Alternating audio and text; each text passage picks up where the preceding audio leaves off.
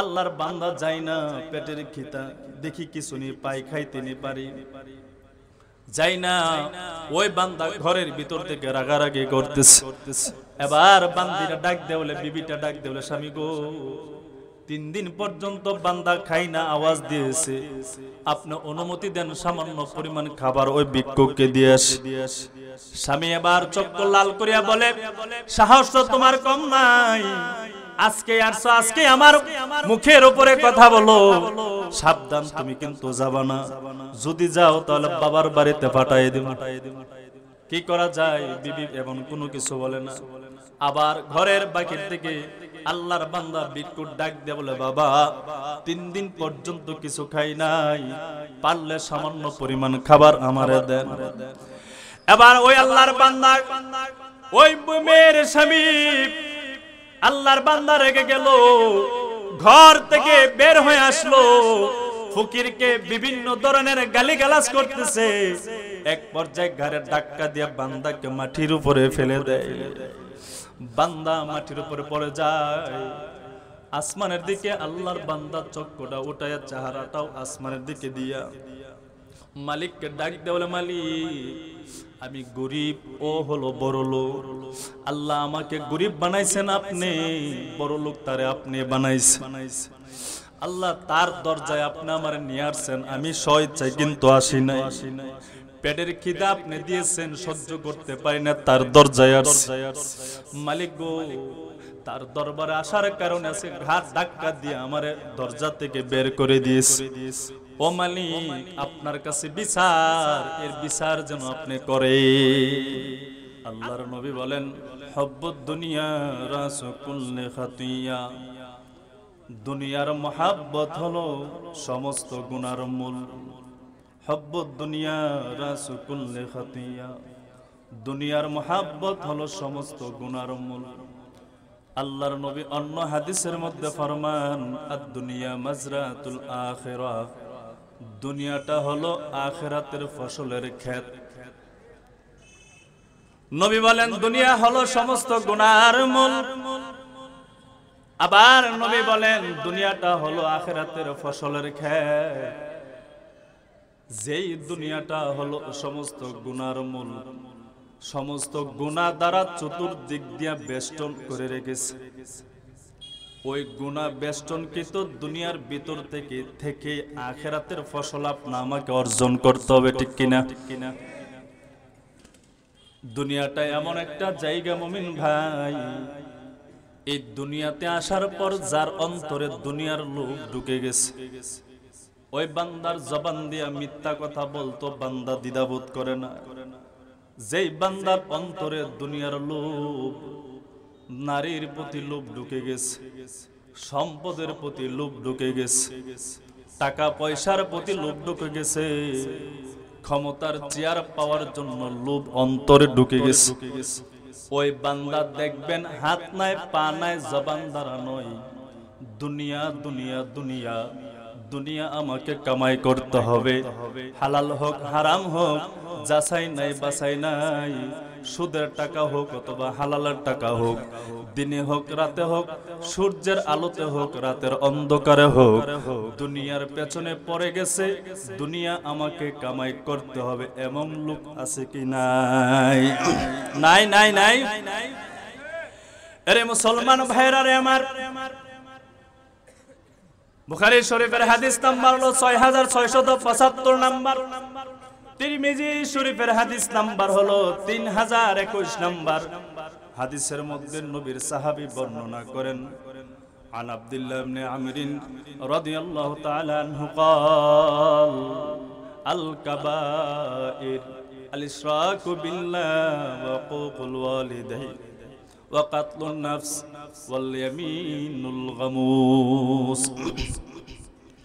নবীর সাহাবী হযরত আব্দুল্লাহ ইবনে আমর রাদিয়াল্লাহু তাআলা আনহু বর্ণনা করেন আল্লাহর নবী বলেন দুনিয়াতে হলো 4টা গুনাহ সবচেয়ে বড় কয়টা জোরে বলতে হবে কয়টা 4টা গুনাহ হলো বড় এর মধ্যে একটা গুনাহ হলো আল ইশরাকু বিল্লাহ আল্লাহর সাথে শরীক করা আল্লাহর জাত ও সিফতে সত্তার সাথে অংশীদার সাব্যস্ত করা।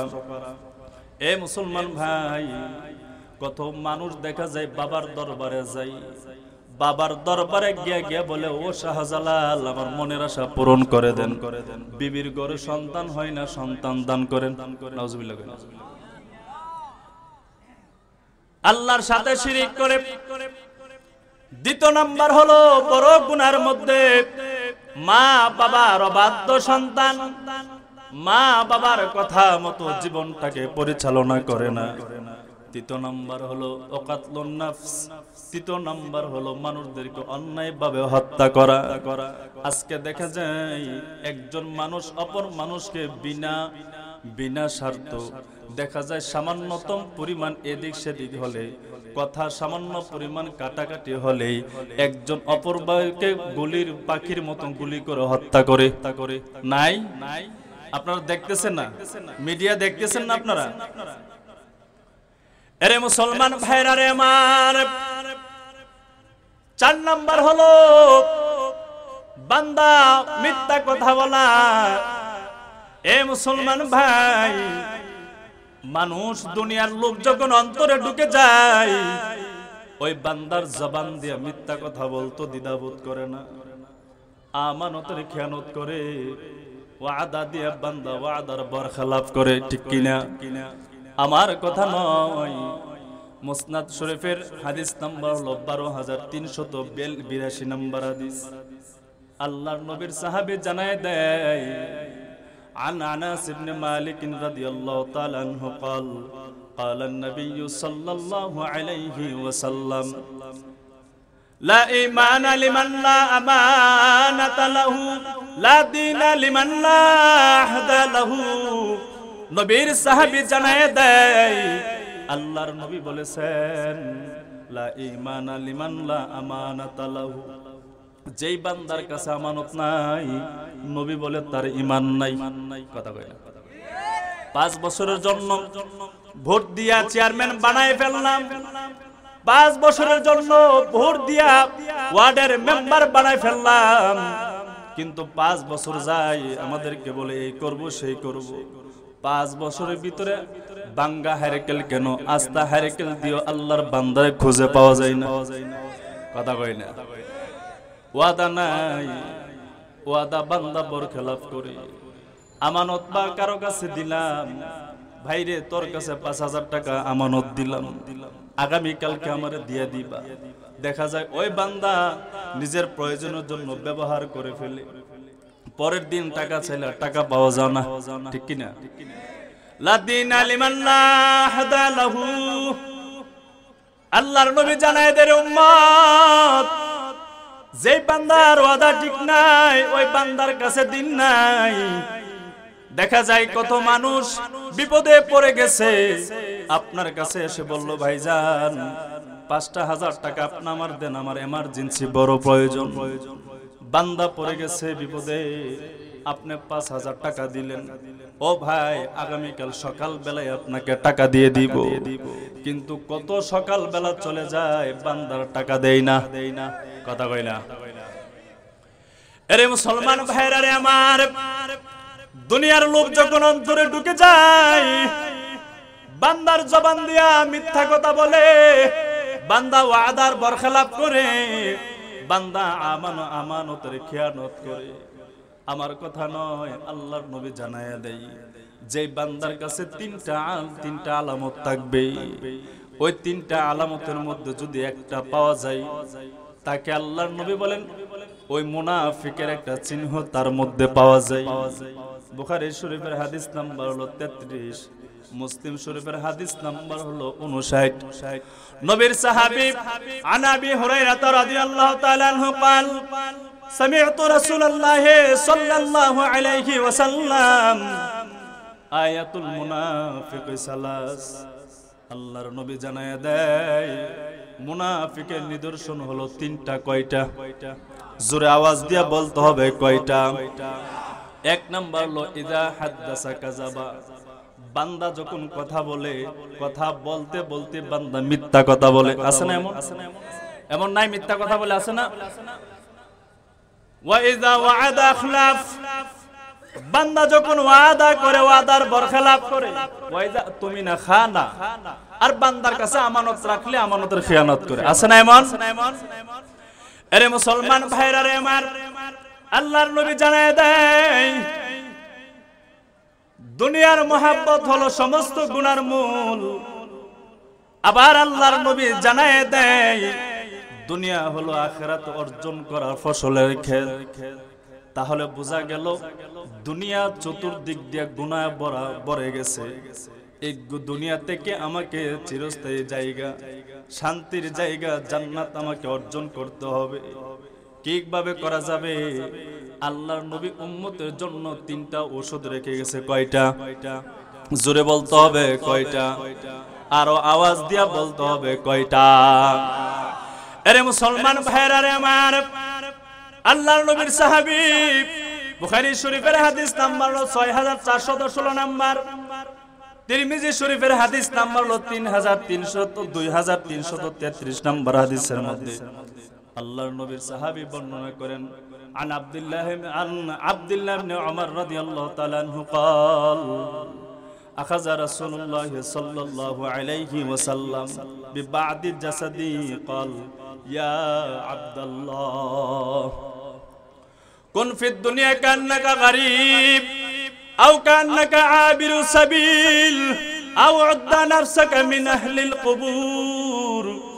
নবীর সাহাবী আব্দুল্লাহ ইবনে উমর রাদিয়াল্লাহু তাআলা আনহুমা বর্ণনা করেন, আল্লাহর নবী বিশ্ব নবী আখাযা রাসূলুল্লাহ সাল্লাল্লাহু আলাইহি ওয়াসাল্লাম বিবাদি জাসাদি, নবী আমার শরীরের মধ্যে হাত বোলায় বলে, ইয়া আব্দুল্লাহ, হে উমরের সন্তান আব্দুল্লাহ, কুন ফিদ দুনিয়া কান্নাকা গরীব, দুনিয়াতে এমন ভাবে চলবা যেন একজন গরীব অথবা প্রবাসী।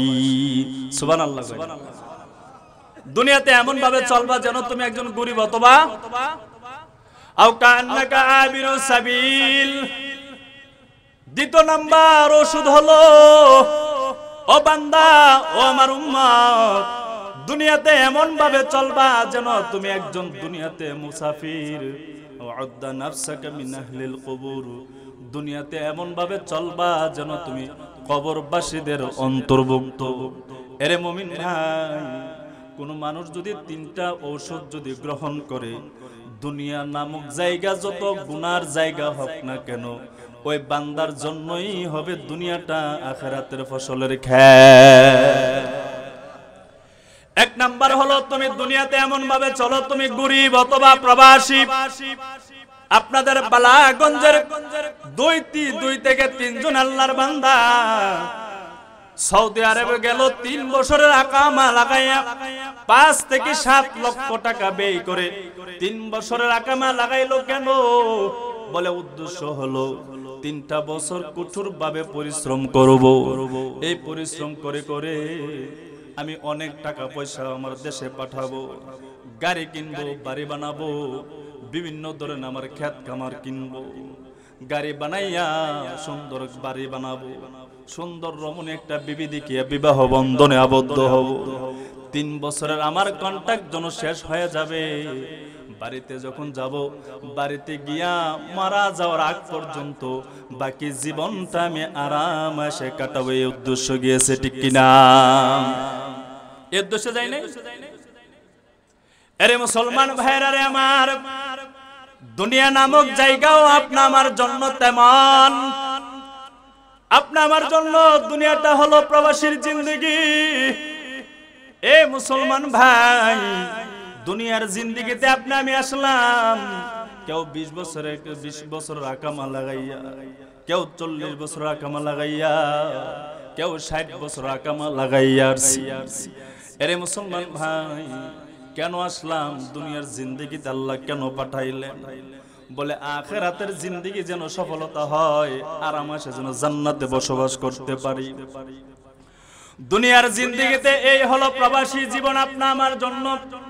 এই প্রবাসীর জীবনে থেকে আপনি আমি বেশি বেশি করে নেক আমল করব, বেশি বেশি করে নেক আমল করে জান্নাতে আপনি আমার জন্য জান্নাতের বড় বড় বাড়ি বানাবো, জান্নাতের বাড়িটা আপনি আমার জন্য সৌন্দর্য চাকচিক্য বানাবো, যাতে করে মালাকুল মউত আপনা আমার চোখের সামনে আসতে সময় হবে, মরতে সময় হবে, আল্লাহর তরি জান্নাতে ঢুকতে যেন সময় না হয়। ঠিক কি না?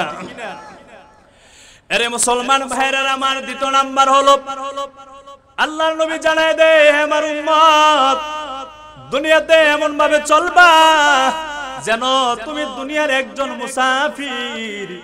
আপনাদের এখানে আসলাম, যতটুকু বয়ান করার পর করব, তারপরও আমার অস্থায়ী বাড়িতে আমি চলে যাব, বেশিক্ষণ কিন্তু সময় থাকবো না।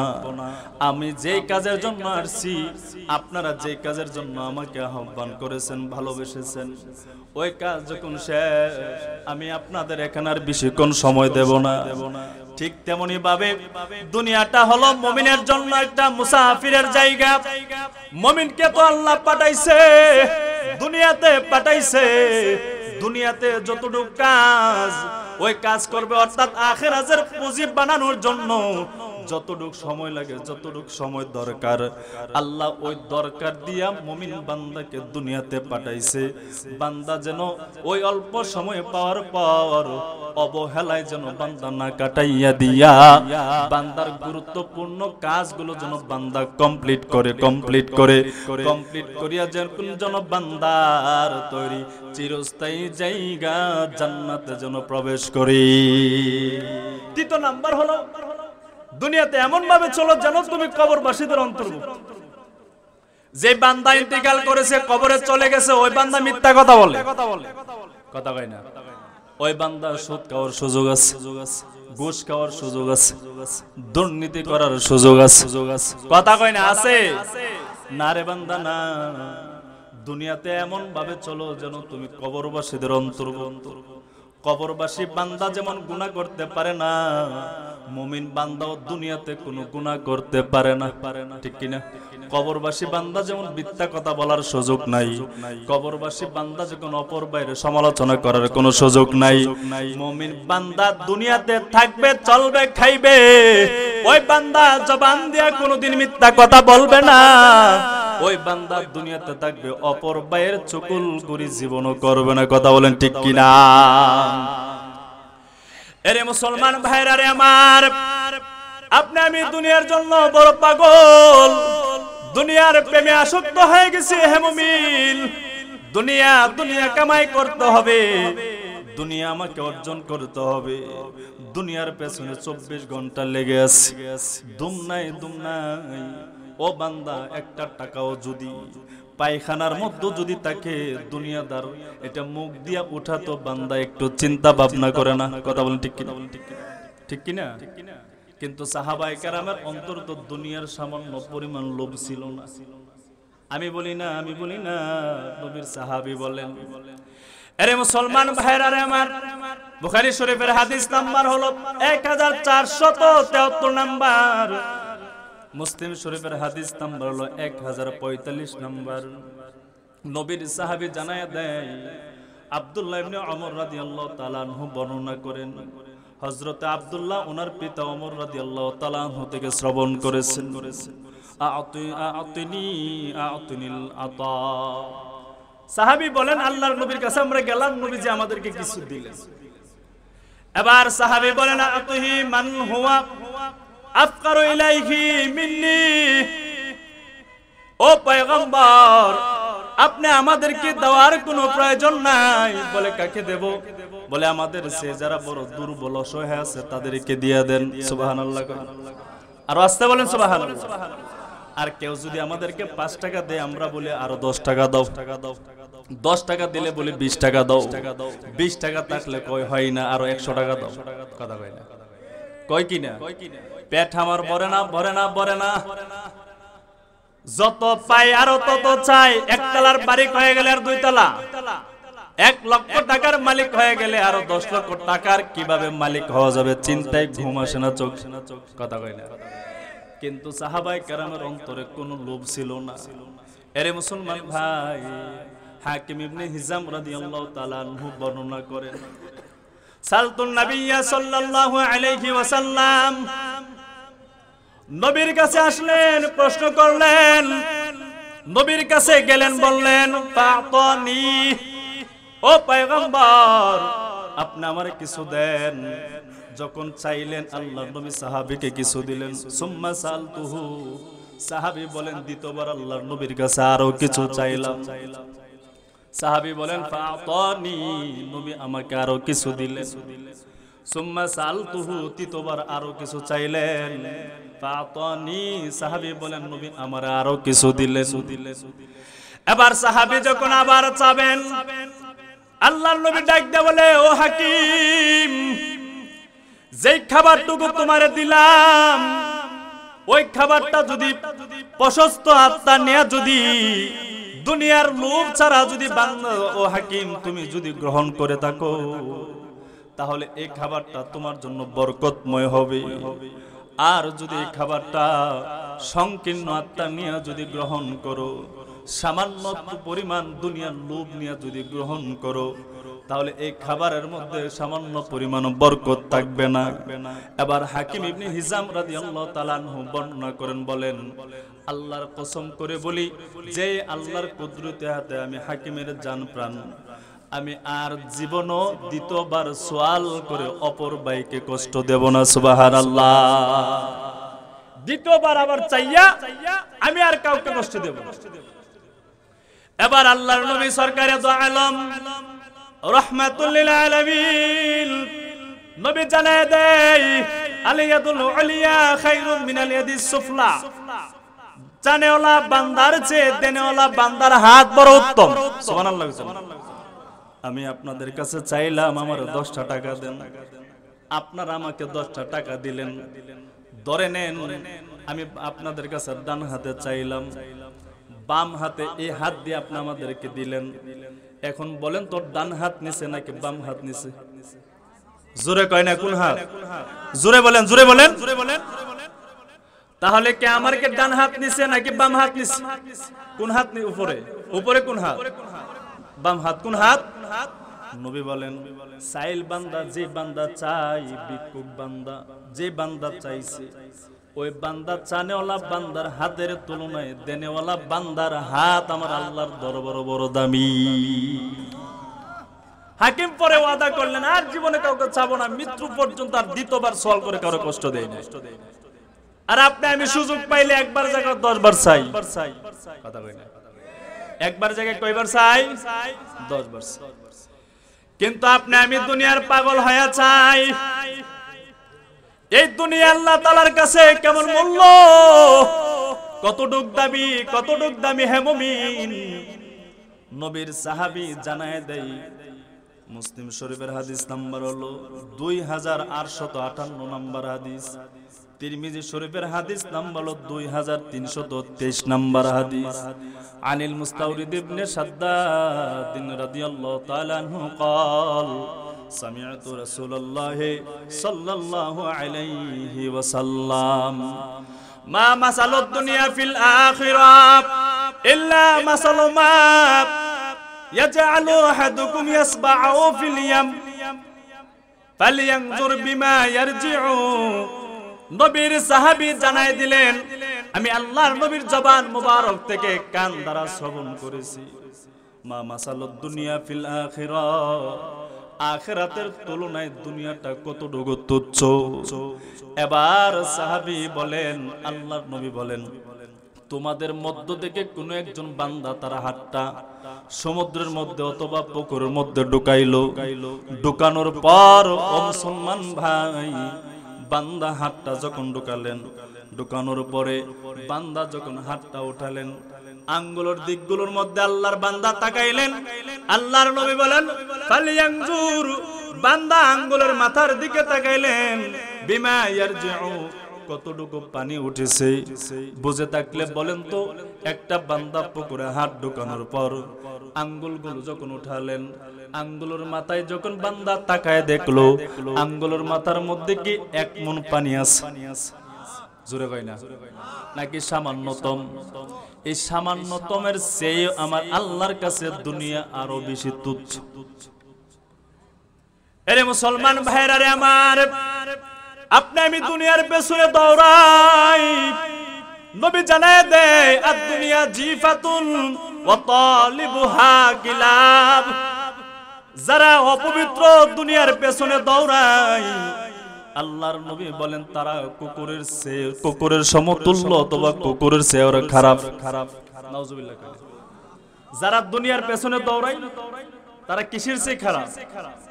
জোরে কোন কিসের চেয়ে খারাপ? লাগতেছে মনে হয় আপনাদের কাছে নাকি? চলবে?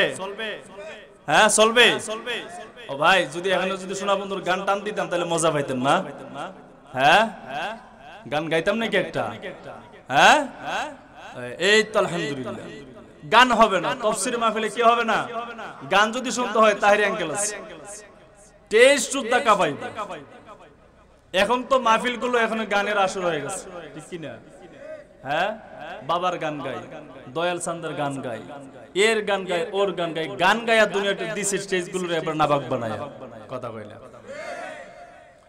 এরে মুসলমান ভাইরা রে আমার, দুনিয়া আল্লাহ তাআলার কাছে কতটুকু মূল্য, আপনি আমি দুনিয়াটারে বড় প্রাধান্য দেয়। নবীর সাহাবী বর্ণনা করেন, ইবনে মাজাহ শরীফের হাদিস নম্বর 4111 নম্বর হাদিস। এই হাদিসের মধ্যে নবীর সাহাবী মুস্তাওরিদ ইবনে শাদ্দাদ রাদিয়াল্লাহু তাআলা আনহু বর্ণনা করেন, সাহাবী ডাক দিয়ে বলেন, আমরা কোন একটা কাফেলার সাথে আল্লাহর নবীর সাথে ছিলাম। কাফেলার যখন ছিলাম, হঠাৎ করে তাকায় দেখি নবীজি একটা মৃত বকরির বাচ্চার পাশে, রাস্তার পাশে পড়ে আছে, এটার পাশে আসিয়া দাঁড়ায় গেলেন। আল্লাহর নবী সাহাবায়ে কেরামদেরকে উদ্দেশ্য করে বললেন, ও সাহাবারা, বলো না এই মৃত বকরির বাচ্চা তার মালিকের কাছে কতটুকু তুচ্ছ, কতটুকু মূল্য? কাইলা ইয়া রাসূলুল্লাহ, সাহাবায়ে কেরাম ডাক দিয়া বলেন, মিন হাওয়ানিহা আলকাওহা, ও পয়গম্বর, এই মৃত বকরির বাচ্চাটা তার মালিকের কাছে তুচ্ছ হওয়ার কারণে তো রাস্তার পাশে ফেলে গেছে, ঠিক কিনা? আল্লাহর নবী জানায় দেয়, সাহাবায়ে কেরাম, এই মৃত বকরির বাচ্চাটা যতটুকু তুচ্ছ তার মালিকের কাছে, আমার আল্লাহর কাছে দুনিয়া তার চেয়ে আরো বেশি তুচ্ছ, তার চেয়ে আরো বেশি।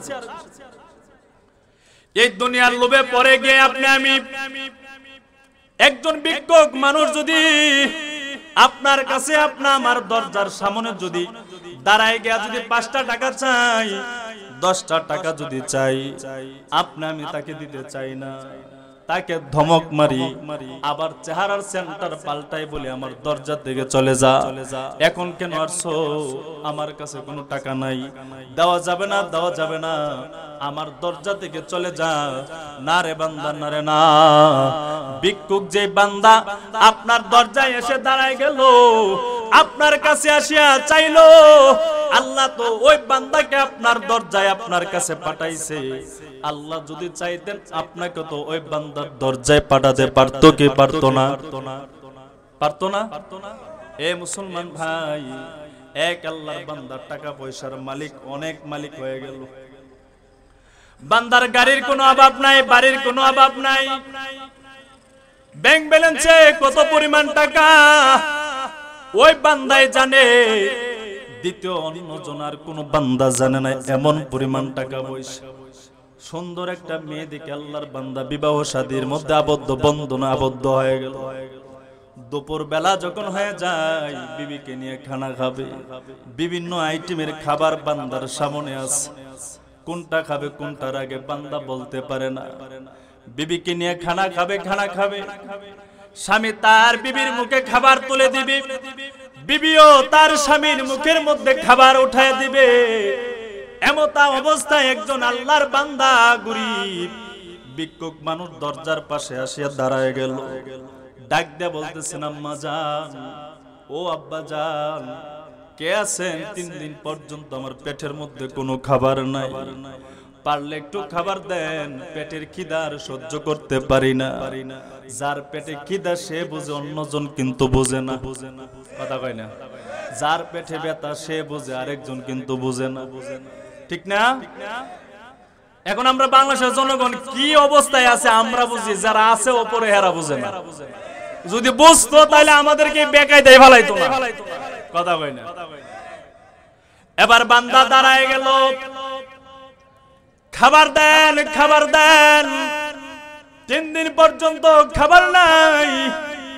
বান্দা পেটের খিদা সহ্য করতে পারে নাই, বান্দা দরজার সামনে আসিয়া পড়ে গেল।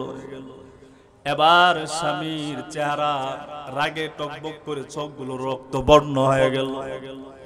আর কোনো সময় নাই, এখন কেন ফকিরের বাচ্চা আমার ঘরের দরজায় সামনে দাঁড়ায় গেছে।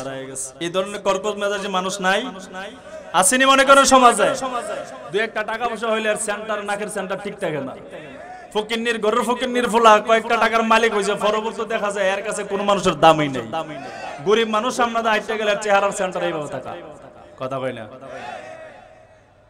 এবার বান্দা টাকা পয়সার মালিক, গরিব আল্লাহর বান্দা দাঁড়ায় গেছে। হে মুমিন ভাই, এবার স্বামী ঘর থেকে আওয়াজ দেয়, এ গরিব, এমন সময় কেন বিবির নিয়ে খাবার খাবো, দরজার সামনে হাজির হয়ে গেছে। চলে যা চলে যা, এখন দেওয়ার আর সময় না, দিতে পারবো না, মেজাজটা গরম করিস না। আল্লাহর বান্দা যায় না, পেটের খিদা দেখি কিছু নি পাই, খাইতে নি পারি, যাই না। ওই বান্দা ঘরের ভিতর থেকে রাগারাগি করতেছে। এবার বান্দিরা ডাক দেওলে, বিবিটা ডাক দেওলে, স্বামী গো, 3 দিন পর্যন্ত বান্দা খাই না, আওয়াজ দিয়েছে, আপনি অনুমতি দেন সামান্য পরিমাণ খাবার ওই ভিক্ষুককে দিয়ে আসি। স্বামী এবার চক্ষু লাল করিয়া বলে, সাহস তো তোমার কম নাই, আজকে আসছো, আজকে আমার মুখের উপরে কথা বলো, সাবধান তুমি কিন্তু যাবা না, যদি যাও তাহলে বাবার বাড়িতে পাঠাই দিব। কি করা যায়? বিবি এমন কোনো কিছু বলে না।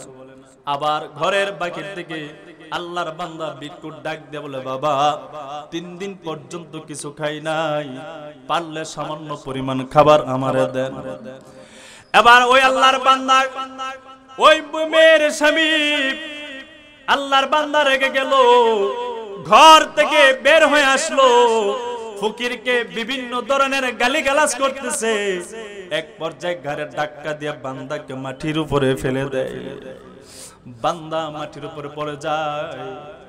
আসমানের দিকে আল্লাহর বান্দা চক্ষুটা উঠায়া, চেহারাটাও আসমানের দিকে দিয়া মালিককে ডাক দেয়, বলে, মালিক আমি গরিব, ও হলো বড় লোক, আল্লাহ আমাকে গরিব বানাইছেন আপনি, বড় লোক তারে আপনি বানাইছেন। আল্লাহ তার দরজায় আপনি আমার নিয়ে আসছেন, আমি স্বেচ্ছায় কিন্তু আসি নাই।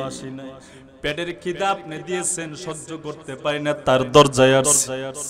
মালিক গো, তার দরবারে আসার কারণে আছে, ঘাট ধাক্কা দিয়ে আমার দরজা থেকে বের করে দিয়েছে। ও মালিক, আপনার কাছে বিচার, এর বিচার যেন আপনি করে। আল্লাহর নবী বলেছেন, মাজলুম বান্দা যখন দোয়া করে, মাজলুম বান্দার দোয়া আর আল্লাহর সামনে কোনো পর্দা থাকে না। মাজলুম বান্দা দোয়া করতে সময় হয়, মাজলুমের দোয়া আল্লাহ কবুল করতে সময় হয় না। এবার আল্লাহর বান্দা আল্লাহর কাছে নালিশ দিয়া বান্দা চলে যায়, বান্দা যখন চলে যায়, এবার তো আল্লাহর বান্দি তো ঘর থেকে সবকিছু দেখলেন।